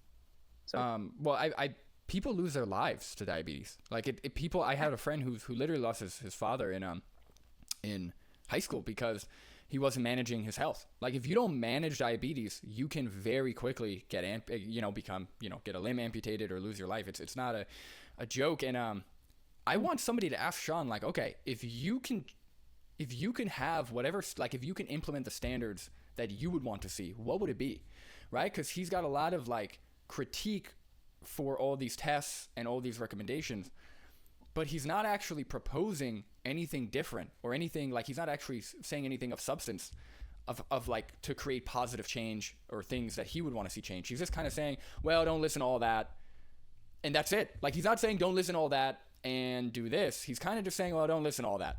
Okay, what would you want to see, right? Do you want just people to just eat red meat and not worry about the tests and just eat intuitively? Because I guarantee you that's going to be way less reliable and lead to worse health outcomes than the standardized tests we have now. But it gets worse, because he did about 1.5 hours for now make the claim that people are going into diabetes remission. But how does he know that if not based on an HbA1c? And that's the core of the issue with people like Sean, people like Chafee, people like Saladino, is they take results, they have a certain standard of evidence, but it is so inconsistent, right? They like epidemiology when it supports them. They don't like it when it doesn't. They need this trial for plant-based diets. They don't need the trial for smoking. They like, it's really inconsistent. And that's why, like, I love seeing Dr. Matthew Nagra in a debate, because he like ties them down and forces them to admit or to reveal their horrible standard of evidence, or their inconsistent standard of evidence. It's awesome. That's like my favorite thing he does. Yeah. All right. And so we have maybe artificially elevated A1C. So sometimes things like a finger stick or CGM, if you have the luxury of getting that, can sort of show you that, wait a minute, these things aren't lining up, and maybe my blood glucose isn't as high as I think it is. So there could be a number of things going on. It could be, depending on what's going on with the person's weight, if they're gaining weight, I mean, it could just be they're over-consuming, because, I mean, a lot of times blood glucose represents overall energy status. And so if you are, I know I talk about eating a lot on carnivore initially, but I mean, there's a point where some people do, even on carnivore, overeat, and that can be shown in things like blood glucose. So like I said, you can still overeat a carnivore diet. You can still get fat on a carnivore diet. It's harder to do it. And sometimes, it's very hard. Why does he think that it's harder to do? I wonder. We did speculate last time on whether or not Sean is a calorie denier, or calorie in, calorie out denier. So why would it be harder to overeat on a carnivore diet? I want to hear from Sean again, like some Yeah. kind of because, some kind of a reason, please. Yeah, my speculation is because of the satiety and because of the restriction. You know, like I said, if I go out and there's nothing vegan, I'm not eating dessert, right? So like I would probably be able to speculate the same thing is true of plant-based diets for the most part. You know, you're eating more fiber, so it leads to more satiety, and you're restricted, so you can't eat everything that's in front of you. So that's what I would say is the reason. But yeah, I agree. I would like him to say it because we don't know what he's thinking. Okay, it's harder to gain weight on carnivore diet. Why? Like, that's what I would guess, but what does he actually think? Another good question to Sean Baker on Instagram. Hard, but it can happen. It does happen from time to time. I'm glad that you said that because I think people think that when they go carnivore, they're just going to lose weight. And then there's all these questions, why am I gaining weight? Like it's some sort of like shock horror thing, but it's optimal nutrition. And that's why if you eat more because maybe your hormones need it, that's why you could be. Guys, I've eaten 6 bowls of bacon today. Why am I gaining weight? I've eaten 6 bacon. I'm doing everything you guys told me to do. Why am I gaining weight? That's so funny. You can't make that up, man. That's too funny. Can you talk about it for a little longer? I need a break. Sure. Okay. Go for it. Hello, Patrick. So people on here, there was one case study, I think, of someone who went on the Twinkie only diet, and they I remember that. Yeah. They lost weight. They lost a lot of weight, didn't they? And then some of their biomarkers improved. So any sort of method which helps you restrict calories in the short term, it can lead to beneficial effects. And the two are not mutually exclusive. You can improve your health in the short term whilst also minimizing your risk for non-communicable diseases such as heart disease, cancer, in the long run, using the best available evidence. It's just I feel that the carnivores, some of them feel that this is the only way they can eat, right? Yeah, and I would say like it's a lot of focusing on short-term like symptoms, maybe that they think they're eliminating with the carnivore diet and denying all of the long-term risks. That's the problem. Is most carnivore dieters, they deny the science or having consistent what did I say? An inconsistent threshold of evidence or whatever. So that's my biggest issue. Is like look, if you want to claim that you went carnivore and your joints feel better, okay. But then don't also deny that when your LDL is 300, you're not at a higher risk of heart disease, you know? I'll be interested to see someone who sort of, what's the word? Sort of takes on the risks knowingly, right? Mm-hmm. Just like, I'm sure there probably are some people out there who are just don't care about ethics and are like, this is the only way of eating, which I've sort of managed to find. But yeah, ideally these people should go see a specialist who can sort of identify the problem rather than just resorting to personal feelings and on subjectivity experiences on, I ate this, my digestion feels better, so or I didn't eat this, my digestion feels better. So, and that's the thing is like at the end of the day, you said it right. This is for people who don't care about ethics or morals and like there's a way bigger motivation or a way bigger reason to not do the carnivore diet, right? Forget about nutrition, right? We're doing this for fun and because it's funny and it's interesting and we could talk nutrition, but at the end of the day, these people are like paying for animals to be exploited, have their throats slit, to be abused for again, because of the nutritional science especially. This is like completely no reason. This seems like completely in the opposite direction of like what's helpful for humans. So it really doesn't make any sense. So yeah, this is really, if you don't care, like there's a way bigger argument for why you should be vegan. Yeah. Okay. Yeah, talking to a carnivore dieter does feel like talking like visiting in opposite land sometimes. Yeah, Patrick, you wanted to add something? Yeah, I was just going to say, if hypothetically there was a carnivore dieter who actually cares about moral issues, then I'll just urge them to see a specialist if it's possible. I can appreciate it can be expensive, maybe, to see a specialist depending on someone's situation, but also it could be possible to, follow a carnivore diet without supporting rights violations. Yeah. Wait, how so? So, for example, veganism or like dumpster diving. Yeah. Well, I you mean, don't even have to dumpster dive for veganism. I mean, I can name like it's 10,000 places where you can get clean, well-cooked meat that is otherwise thrown out. That's the thing, is like, here's the thing though, right? If you care about ethics, if you're willing to do that, you can talk to a plant-based dietitian online. You know, like you can, there are other avenues, right? You can try the potato diet. You know what I mean? Like usually what I find is, at least based on my interactions with carnivores, is they are 110% convinced. They are fully convinced that every time they eat a plant, their body shuts down, essentially, right? I don't know if you guys saw my community post, but there was a comment. I was watching a carnivore video because I wanted to react to it. And one of the comment was like, yeah, you know, I went to a diner, had a fully carnivore breakfast, but they must have used seed oils. And it's like, I felt it 30 minutes after I ate, you know, and it's like, it's the seed oils, they go straight through the gut into the bloodstream. And everyone that replied was like, yeah, man, like, oh my God, that's so true, or something. I was like, what? I was like, what are we talking about? Seed oils don't go into the bloodstream through the gut. That's just not, like, it doesn't get metabolized differently or digested differently. I just don't, that's the thing. Like, a lot of these carnivore people could find solutions outside of the carnivore diet, but they just refuse to try other things. Yeah. So I don't know. Gaining weight. The last question I want to ask also is about kidneys. Does protein or heavy protein diet affect the kidneys? Wait, before Sean answers with some kind of rather something, Patrick. I'll just say that generally healthful plant-based dietary patterns, they tend to be beneficial for kidney health. Yeah. What about meat heavy? We don't have carnivore dieting those responses, but we have probably some kind of a meat heavy diets on record.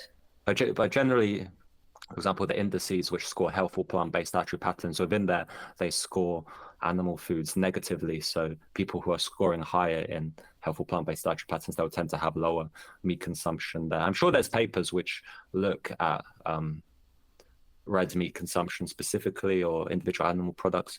Maybe I can have a look. For kidney health too. That's interesting. Yeah. I reversed just to hear the question again. Your hormones needed. That's why you could be gaining weight. The last question I want to ask also is about kidneys. Does protein or heavy protein diet affect the kidneys? Yeah, often in a beneficial way, to be honest. I mean, Patrick? That's quite the claim, no? Well, let's see what he cites for that. There's data out there. I mean, my friend David Unwin in the UK has shown in his population of chronic kidney disease, diabetics with chronic kidney disease, that a higher protein diet actually reverses that. His friend David? Did he say the last name? Go back for a second. When in the UK. Affect the kidneys? Yeah, often in a beneficial way, to be honest. I mean, there's data out there. I mean, my friend David Unwin in the UK. David, something. There's data out there. I mean, my friend David Unwin in the UK. Okay. I don't know if he's saying a last name or if he's like David in the UK. Like, is he doing that on purpose? Like, does he not want us to look it up or something? I don't know. It's like, yeah, my friend Bob in Africa said that. Like, what are we talking about? My friend Bob in Africa asked his friends, and therefore we know that it reduces. But also he says it's diabetic people with kidney disease, right? So you have two things here. And assuming that people can lose, well, I'm just speculating, right? So that people can lose some kind of weight, like lots of weight on the carnivore diet, and therefore sort of mitigate their diabetes. I wonder what it says for the kidney disease that probably has some kind of correlation with diabetes. So I don't know. And this is the problem when you don't actually cite a study with and tell us the exact title. His conclusion, right? What he's saying is, my friend David in the UK. Did research where people who were diabetic, who had kidney disease, ate more meat and had better health outcomes, or like mitigated the disease or whatever he said. But if we actually dig into the study, I wouldn't be surprised if there was weight loss involved, if there was something with low carb dieting involved. Like, there's other factors besides, increased meat consumption leads to less kidney disease. You know, that's not really the same thing. So that's why it's important, like, for us to dig into a study and actually read what the methodology was and what the results were, instead of just taking him at his word, or I guess, sorry, his friend David's word. But it's worse than that, Brandon, because he doesn't say anything about meat. He says about protein. So maybe David from UK actually made some kind of a study with protein isolate. We don't even know. And Sean is notoriously against powdered proteins. Right, no powders. Could have been plant protein for all we know, right? Yeah, that's the thing. We don't have a study to go off of. So just one more time, trying to look. Maybe there is a study. Doesn't seem to be. So for the people listening, I sent post-mortems some of the studies I mentioned, and yes, they added it in. Are in the previous part 1, in the description, and there is a pinned comment saying so as well. Yeah. Cool. So I'll send you the study I mentioned earlier on to do with the funding. So 1,200 times more in the US and 800 times more in the EU. So. Oh, I would appreciate that. That would be fun to read. So just one more time. There's data out there. I mean, my friend David Unwin in the UK has shown in his population of chronic kidney disease, diabetics with chronic kidney disease, that a higher protein diet actually reverses that. There is a misconception that higher protein diet damages kidneys based upon something called the Brenner hypothesis. Because his friend David said so. This is Dr. Brenner from the 1980s, I believe, showed that in animals, particularly rodents, mice and rats, that high protein diets actually cause glomerular damage, and that was associated with kidney disease. And we do know that when humans do go into kidney failure, they will spill more protein, and so we associate protein as being stressful to the kidneys or being associated with kidney disease. However, it's not the protein. What does it mean by spill more protein when you go into renal failure? What does he mean by that? Spill more protein? What, into urine? Is that what he's talking about? I have no idea. Honestly, it is all just gibberish. I'm to the point where she asked the question, and by the time Sean is done responding, I forgot what the question was, because he is just spewing whatever is coming to his brain with no sources, no like clear track of what he's saying. I don't know. Yeah, it sounds a bit of stream of consciousness. Just to remind people, the question was, does a high protein diet harm kidneys? So the kidneys or being associated with kidney disease. However, it's not the protein that's causing the damage. It's often diabetes is probably the number one cause, prediabetes. Yeah, that's what I was saying, right? So you get the population of people who have diabetes and chronic kidney disease, some kind of a kidney disease, right? That is associated with having diabetes. That's what I'm saying also about diabetes. It's a much worse disease than people know. I mean, it just it has the potential to completely go through your entire body and cause all kind of shit in there. But so diabetes is associated with some kind of kidney diseases. And if you go on a carnivore diet, we will grant that you can lose weight. Obviously, we don't know why. Sean won't say us what mechanisms or how that happens. And then it's beneficial to. So maybe, Sean, go for a study of people with chronic renal failure without diabetes, like not related to diabetes, or like several other accounts, like a bit of a more isolated population, right? People who have only one problem with them. I mean, this is like simply something that you do in research, right? You try to take people who have only one disease, or a disease that you know how to kind of non-related, or that you know how to adjust for, right? But here you have a population that clearly, well, anyways. Yeah, the thing is, he's not really answering the question. The question was, does high protein intake lead to damage in the kidneys or worse outcomes for the kidneys? And he starts talking about diabetes patients with renal failure or kidney failure, whatever, right? It's not really answering the question. That could be unrelated to whether like chronic high protein intake, especially from animal foods, leads to kidney damage or leads to some kind of poor outcome for kidneys. So he's kind of, I don't want to say he's dodging, but he sounds like he's kind of referring to he's kind of using an example where meat isn't associated with kidney damage in the case of like diabetes patients. And he's not really answering the direct question, which was, does like chronic high protein intake lead to worse outcomes for kidneys? So I don't know. Yeah, that's very, very weird. Yeah. People in the chat, subscribe, go subscribe to Brendan, Logical Consistency, and to Patrick, Food of Mastery. Patrick, what were you going to say? Yeah, I was also going to add that if there's someone who's a little bit concerned whether high protein diets increase risk for kidney disease, I haven't seen any any convincing evidence for this. I think it's like a myth, like a long myth, of people saying if you eat lots of protein, you'll damage the kidneys. And So, what is high protein too? Like, what's that threshold? Is 100 grams too high? Is it 300 grams? Like, what's the threshold? Yeah. Insulin resistance is Wait, probably what? is probably the number one cause. Prediabetes, insulin resistance is probably the number one reason for kidney failure. So higher protein diets. That's not necessarily true. There are kids who have kidney failure. I mean, he's saying prominent. I don't know. Maybe like what is he basing it on? And Like, it also has nothing to do with the question. Again, like, she didn't ask, is high protein intake a prominent cause of kidney disease or kidney failure? She asked, does it lead to kidney damage? So it has nothing to do with the question. I don't know why he's saying that. so, to be fair, excessively fair, Sean did start his waffling with, in a positive manner. That's true. He did say that, but again, he said yes in a positive. It does help in positive ways, but then it's citing things that have nothing to do with that either. So I don't know. Yep. I mean, one of the thoughts is it causes more sort of hyperfiltration and stress going on in the kidney, which there is some truth to that. But it's kind of like the analogy that exercise makes my muscles get bigger, and that is that bad? Is that stress? Is that you? Oh, we're gonna get the thing that eating protein gets my kidneys bigger. Meme that was quoted. Do you remember, guys? yeah, I don't remember. No? No. at the start in the trailer, right?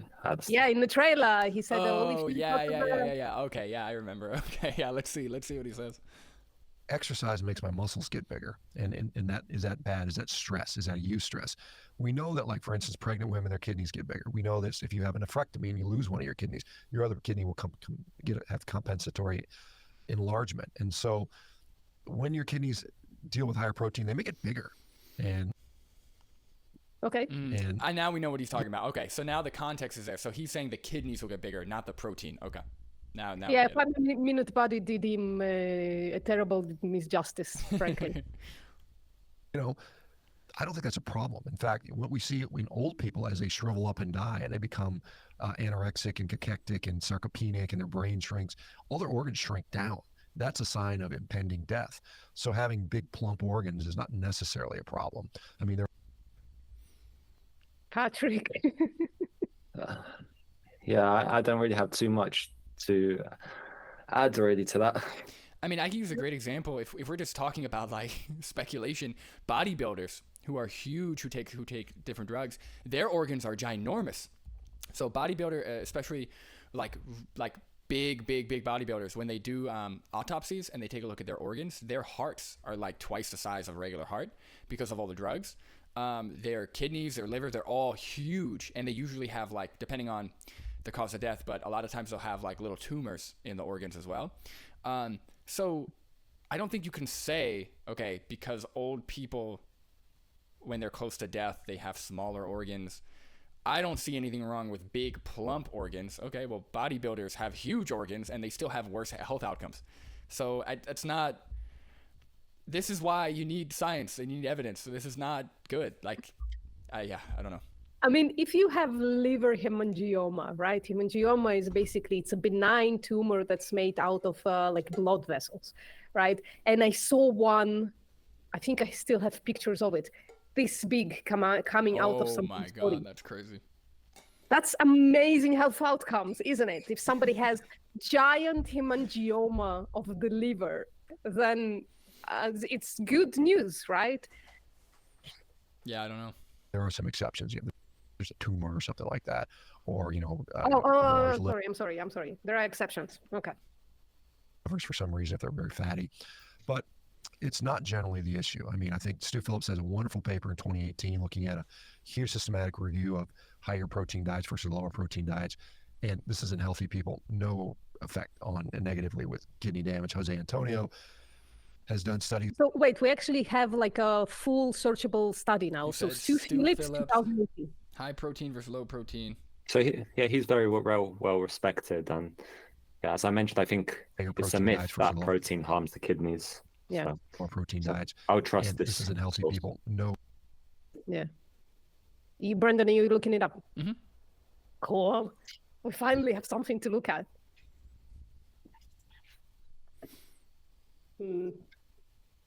Meanwhile, I'm drinking aspartame. Oh, aspartame, or however you say that word.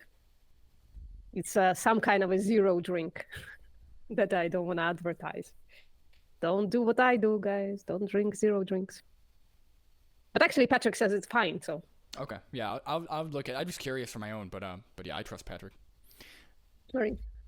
Effect Oh, on Patrick, you're muted. negatively with kidney damage. Jose. Yeah, I was Sorry? going to say particularly for weight loss. I know there was like some dispute about cancer outcomes, but I think the evidence is weak regarding artificial sweeteners and cancer. But this is why I sort of say, if you can get away without drinking artificial sweeteners, it might give you some benefits, but I don't actually really know. Yeah, I drink them. Yeah. Yeah, but the problem with me is that last week you mentioned it. And I had a bit of this drink zero at my sister's. And for a change, I kind of liked it because there's the C word zero, which I don't like. It has a terrible aftertaste. But the P word zero is actually tasted fucking delicious. And then last week you went on the tirade of, yeah, it's okay. So now I'm addicted to this shit. Now I have to quit it because now I drink it by the liters. Yeah. But yeah, I can link like a trial in which weight loss was less, most in the people who were on the consuming the artificially sweetened beverages. And there was also another meta-analysis which came out a few weeks ago with results tending to suggest artificial sweeteners compared to water lower weight. Interesting. That makes Alright. sense. I might get something out of this addiction. All right. Antonio has done studies on guys that are, bodybuilder types that were consuming massive amounts of protein. We're talking 3, 4, 5 grams per kilogram of body weight of protein with no evidence of renal damage, liver damage. So I think it is a unfortunate thing that's, again, drawn from these epidemiological associational data and the fact that we observe protein spilling in people with kidney failure, not that the protein is necessarily causing that. So I think, if your high protein diet is also in conjunction with an ultra processed food diet, then that I'll just add that. But I think the Sorry? problem. I'll just add that, the epidemiological associations, for example, showing that plant protein is beneficial for kidney disease outcomes. That's an epidemiological association, and it's Guys, I'm very sorry. Something came up really quick. Can you guys give me like a few moments? I'll be like Of right course. back. no worries. Thank you. Yeah, we can talk about this shit for a little longer. So yeah, epidemiology. It's just a habit of not giving about it a second thought, right? Because he throws in a study. Only in one case, he actually mentions the person who is not David from the UK, but actual name and such, so we can search it up. But all of it doesn't even matter. He didn't, in the beginning, if I remember correctly, he didn't say that all the epidemiological studies should be thrown out. He did say that in the past. He said all the nutrition fields should be thrown out, right? And he's been quoting nutrition since then. It's strange because he sort of switches back and forth. So like the paper he mentioned, who was it by Stuart Phillips, he said. Yeah. No. Fuck. Let's go back, actually. But anyway, as I'm aware, the vast majority of epidemiological evidence demonstrates that protein intake is not harmful for kidneys. Yeah. And then he was like, the epidemiological evidence showing that of protein spilling. Yeah, I don't know what specific studies, but just generally looking at it in large populations, particularly plant protein is beneficial for kidney disease. Yeah. But I think we can ask Brandon, but I think the paper he mentioned was by Stuart Phillips, right? Or We'll let him put on his little hearing aids. Yeah. Brandon, do you remember? Can you hear us? Yeah, I can hear you. What was the paper he mentioned about? Was it a paper by Stuart Phillips? Yeah, Stu Phillips, 2018, comparing high protein versus low protein. Yeah, but that is epidemiological evidence. Yeah, I bet it is. Because then, like early on, he was like the epidemiological evidence showing that protein is harmful is not,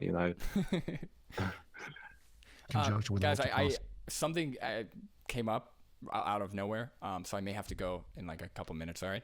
No worries. Yeah, no Almost worries. done. We're almost done. It's the last question. How long can you waffle about fucking renal failure? This All right, food let's diet, then that could be a problem. But I mean, I think the problem really is, what are those other things you're consuming? And I think a meat-based diet plus junk food is miles apart different from a meat-based diet plus no junk food. That's a huge difference. And so I Based on what, Sean? Based on what? Is it epidemiology? Is it? think we have to look at it in those terms. Absolutely. I think a last thing that people, they want to find a carnivore or a keto doctor that understands what they're going through, their labs, and how to interpret their results. How are you helping to break? Why interpret the results when you can just make up whatever you want, in that connection? Oh, to look find at the tag. Look at the tagline. Find a carnivore doctor. doctors and Aren't they like notoriously unresponsive to people telling them about their problems?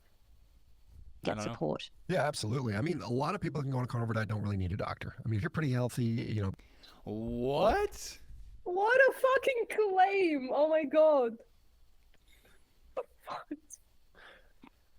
Brandon, before you go, do you want to respond to that? It's just incredibly irresponsible. A lot of people who go on this diet don't need a doctor. Based on what? Like, what? Everybody should have a primary care. Everybody should have, like, you should never do self-experimentation alone. This is not reliable, and it could lead to a lot of horrible health outcomes. Like in the diabetes thing, right? If you don't have a doctor, how are you going to know you're pre-diabetic? How are you going to know before it's too late, I mean, it could be worse than that, right? You could be having diabetes, going on a carnivore dieting, starting to put your diabetes in remission, right? So if you didn't quit your diabetic pills, right, or powders or whatever you take for diabetes, hopefully you didn't just quit based on this shit, and you actually putting your diabetes in remission, well, you put yourself in hypoglycemia, wouldn't you? I mean, it's incredibly scary. And this plonker says that if you go on a carnivore diet, you shouldn't have a doctor. You don't need a doctor.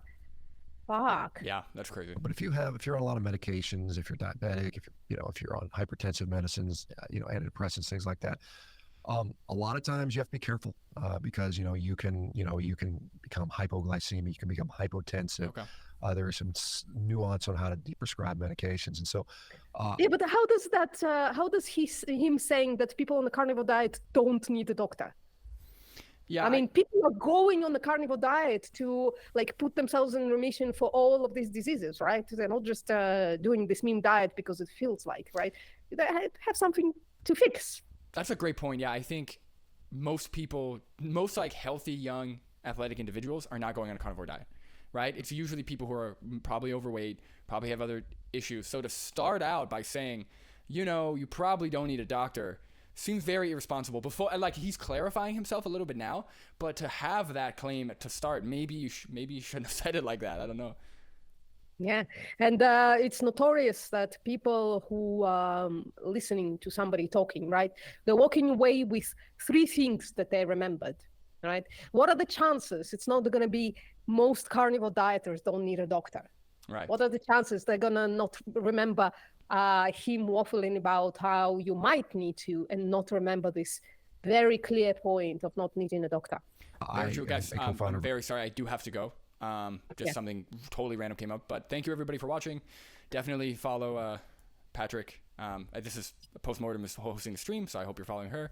Myself, you can if you want. No pressure though. And thank you. This is awesome. Hope we do this again. And go vegan, everybody. Yeah, Take care. thank you. See you later. See you. See ya.